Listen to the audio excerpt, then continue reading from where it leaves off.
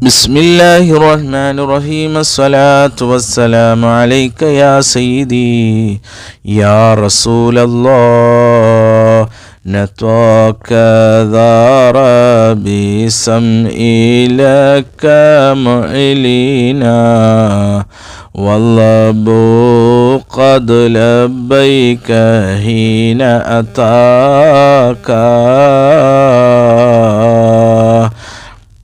വിഷമുള്ള ആട്ടിൻകാൽ അങ്ങയോട് സംസാരിച്ചു.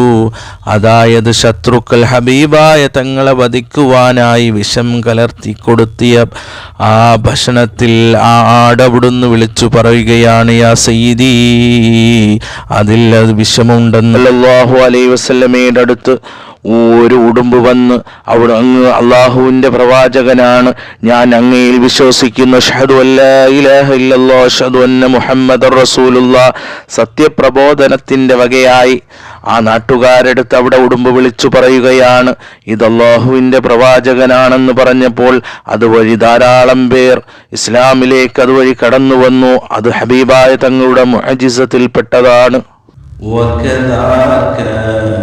جاءك وآسالة قد أنت بك تستجير وتهتبي معك. ചെന്നായി അങ്ങയുടെ അടുത്തേക്ക് വന്നു മാൻപേടെ അങ്ങയുടെ സംരക്ഷണം തേടി. അഥവാ മാൻപേടയെ വേട്ടക്കാരൻ വേട്ടയാടിയപ്പോൾ നബി സല്ലല്ലാഹു അലൈഹി വസല്ലമയുടെ അടുത്ത് കരഞ്ഞുകൊണ്ടുവന്ന് പറയുകയാണ്, യാ ലോകത്തിൻ്റെ പ്രവാചകരായ ഹബീബായ തങ്ങളെ, എനിക്ക് 2 കുട്ടികളുണ്ട്.